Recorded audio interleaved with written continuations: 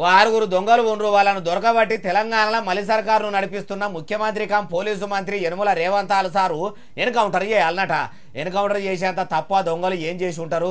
ఇంతకట్ల ఎవరన్నారే బాలన్న అంటే భారతీయ జనతా పార్టీకి bye bye చెప్పిన గోషామాలు గోపుత్రులు రాజాసింగుల వారు. అయ్యా రాజాసింగు సారు, ఇక మీ రాగాలు ఇనబెట్టుండ్రి. రేవంత్ రెడ్డి గారు, మీరు కూడా మన తెలంగాణ ప్రజలని కాపాడడానికి కొన్ని ఎన్కౌంటర్ మీరు కూడా చేపియాలి. ఇప్పుడు నిన్న ఆ ఖజానా జ్యువెలర్స్ షాప్లో దొంగతనం చేయనీకి వచ్చిన తర్వాత వాళ్ళు కాల్పులు కూడా జరిపినారు. కొంతమందికి బుల్లెట్ కూడా తాగింది ఆ షాప్లో పనిచేసే వాళ్ళకి, మేనేజర్కి. ఒకవేళ చనిపోతే ఇంకా జనాలపైన వాళ్ళు ఫైర్ చేస్తే ఏమయ్యేది?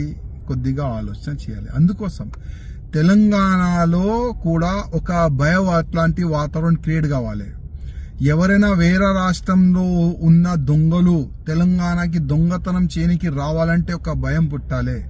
తెలంగాణలో దొంగతనం చేయనికి మనం పోతే అక్కడ ఎన్కౌంటర్ చేస్తారు పోలీసులు. ఆ విధంగా ఒక భయం పుట్టాలంటే మీరు కొద్దిగా యోగి ఆదిత్యనాథ్ గారు ఇష్టాల్లో వెళ్తేనే ఆ దొంగలకి ఒక భయం పుడుతుంది. రేవంత్ రెడ్డి గారు కొద్దిగా ఆలోచన మీరు కూడా చేయండి దీనిపైన. దోపిడి దొంగలకు బుద్ధి రావాలంటే, మల్లెవల కన్నా దొంగతనం చేయాలన్న ఆలోచన రాకుండా ఉండాలంటే ఎన్కౌంటర్ చేయమని ముఖ్యమంత్రి యనుమల రేవంత్ సార్కు మంచిగానే చెప్పిండు. కానీ ముఖ్యమంత్రి సార్కు 6 గ్యారెంటీల మీదనే అంత ఇంట్రెస్ట్ లేనట్టుండు.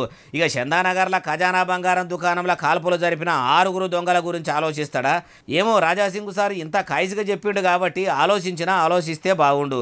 ఎందుకంటే పట్టవగటిలే దొంగలు పడి దోసుకపోతుర్రు. మార్పు అంటే ఏమో అనుకున్నాం, కానీ తెలంగాణలో ఇట్లా దొంగలు పడి దోసుకునేంత మార్పు వస్తుందని కలలు కూడా అనుకోలేదంటుర్రు ఈ ముచ్చటిన్నోళ్ళు.